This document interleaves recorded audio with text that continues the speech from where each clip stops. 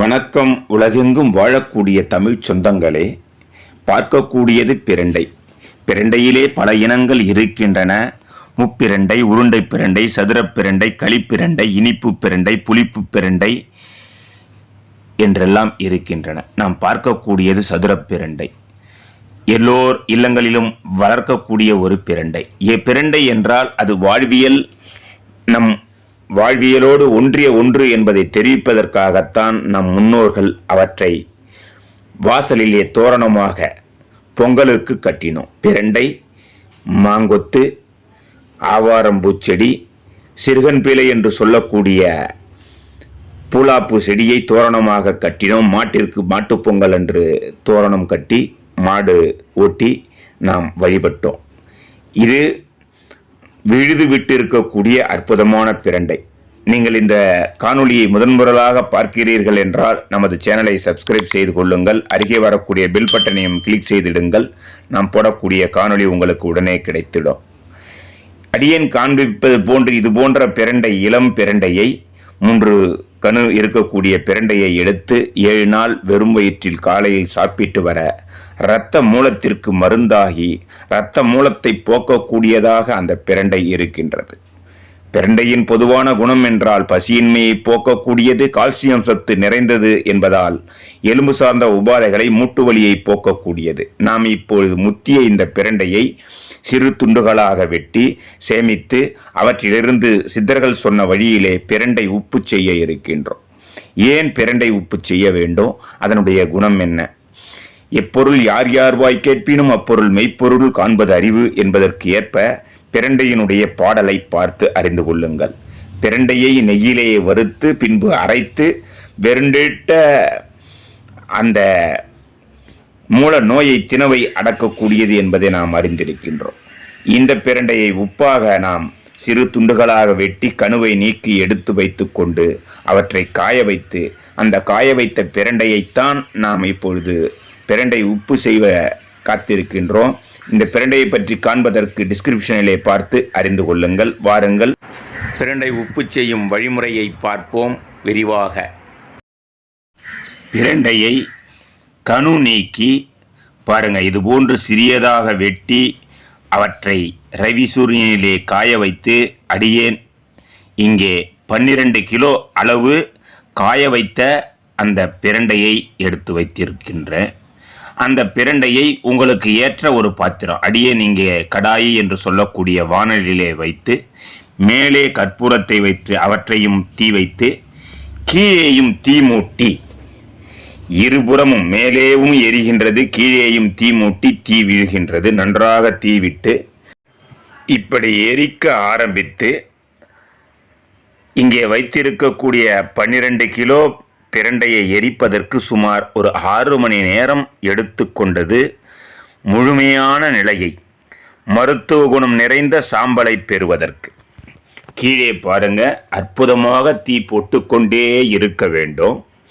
மேலேயும் அது எரிகின்றது, கீழேயும் நன்றாக தீ வீழ்ந்து கொண்டிருக்கின்றது என்ற பொழுது அந்த சாம்பலினுடைய குணம், அந்த சாம்பல் இரும்பை உருக்கினால் தகதகவென்று இருப்பது போன்று நிறம் மாறி அந்த சாம்பலில் கிடைக்கக்கூடிய சாம்பலினுடைய அளவு, வீரியம் உயர்ந்து நமக்கு கிடைக்கக்கூடியது தான் பிரண்டை சாம்பல். பாருங்கள், கொஞ்சம் கொஞ்சமாக சேர்க்க வேண்டும். இப்படி சேர்த்து சேர்த்து சேர்த்து எரியூட்டி எரியூட்டி எரியூட்டி கடைசியிலே மேலே எரிவது நின்றுவிட்ட பின்பும் பல மணி நேரம் கீழே தீ மூட்டி கொண்டே இருக்க வேண்டும்.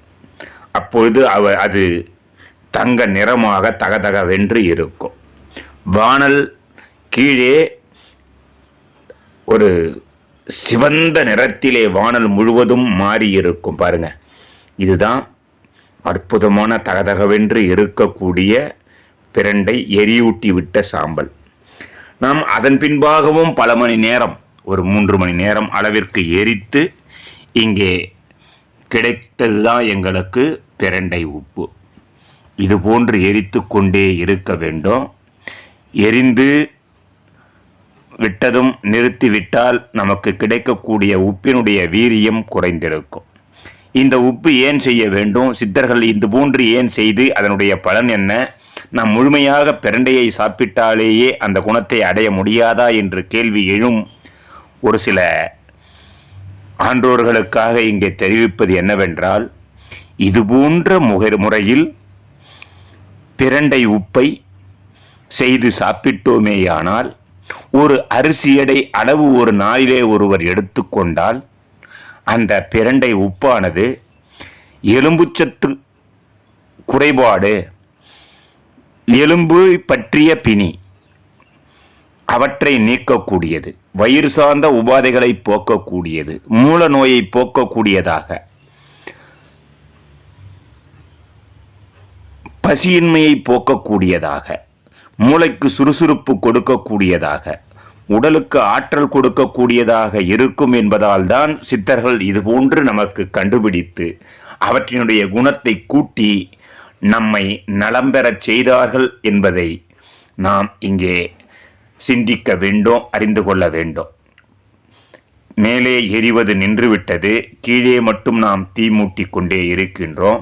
அவற்றை நன்றாக கிளறி விடும் பொழுது, பாருங்கள் கிளறி விடும் பொழுது அது தங்க நிறத்திலே நெருப்பாக இருக்கும். இவைதான் பிரண்டை உப்பு.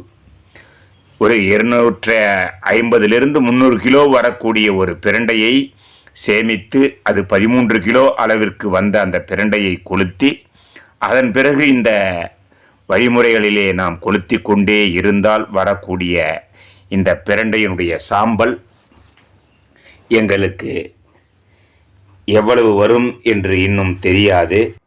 பிரண்டை சாம்பலை இறக்கி நாம் எடுத்துக்கொள்ளக்கூடிய தருணம் வந்துவிட்டது என்பதற்கான அறிகுறி தான் மேலே முழுவதும் எரிந்து அவை தகதகவென்று பாருங்கள் நன்றாக கிளறிவிட்டு கடைசியாக நாம் எரிவதை நிறுத்திவிட்டு சாம்பலை இறக்கி எடுத்துக்கொள்ள இருக்கின்றோம். பாருங்கள், அழகாக கொளுத்தி அந்த பிரண்டையினுடைய சாம்பல், அற்புதமான சாம்பல்.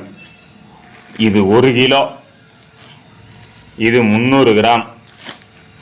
மழை நீர் அல்லது 0% DDS வாட்டரை எடுத்து இதற்கு தேவையான அளவு நீரை விட்டு இந்த பாத்திரத்திலே இந்த சாம்பலை போட்டு கலக்கி தெளிவு நீர் 3 நாள் அல்லது 2 நாள் தெளிவு நீராக்கி அவற்றை எடுத்து காய்ச்சி பிரண்டை உப்பு செய்ய இருக்கின்றோம். அதற்கு முதலில் நீரோடு கலந்து கலக்கும் பணியினை செய்ய இருக்கிறோம். 6 லிட்டர் நீரை எடுத்துக்கொண்டோம். அதிலே சாம்பலை கொட்டி கொஞ்சம் கொஞ்சமாக கொட்டி நன்றாக கலக்க வேண்டும். சாம்பலை கொட்டி பாருங்கள், இது போன்று கொட்டி கொண்டே கலக்கின்றோம். நன்றாக கலக்க வேண்டும். அவை நன்றாக கலக்கிய பின்பு ஒரு மணி நேரம் இந்த பிரண்டை உப்பை கொஞ்சம் கொஞ்சமாக கொட்டி நன்றாக முழுவதுமாக கலக்கி கொண்டே இருக்க வேண்டும். நன்றாக கலக்கி பிறகு நாம் அவற்றை நடமாட்டமில்லாத ஒரு பகுதியிலே வைத்துவிட்டால் அதுதான் தெளிவு நீர். 2 நாள் 3 நாள் 4 நாள் கூட கொஞ்சம் கொஞ்சமாக இந்த உப்பை சேர்த்து நன்றாக கலக்கி அவற்றை தெளிவு நீராக வைக்க இருக்கின்றோம். அந்த தெளிவு நீரைத்தான் நாம் அடுப்பேற்றி ஒரு 6 மணி நேரம் காய்ச்சி அதிலே இருந்து எடுக்கக்கூடிய உப்பு தான் பிரண்டை உப்பு. அது நம் பல உபாதைகளை தீர்க்க வல்லதாக, எலும்பு சார்ந்த உபாதைகளை போக்கக்கூடியதாக,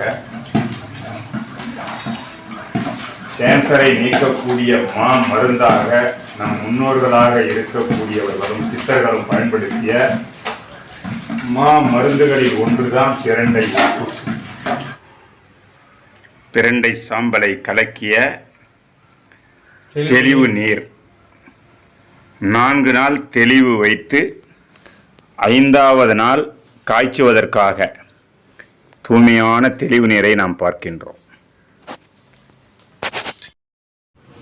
இந்த தெளிவு நீரை கீழே இருக்கக்கூடிய சாம்பல் கலங்காத வகையிலே வடிகட்டி பாருங்க, வடிகட்டி எடுத்துக்கொண்டோம்.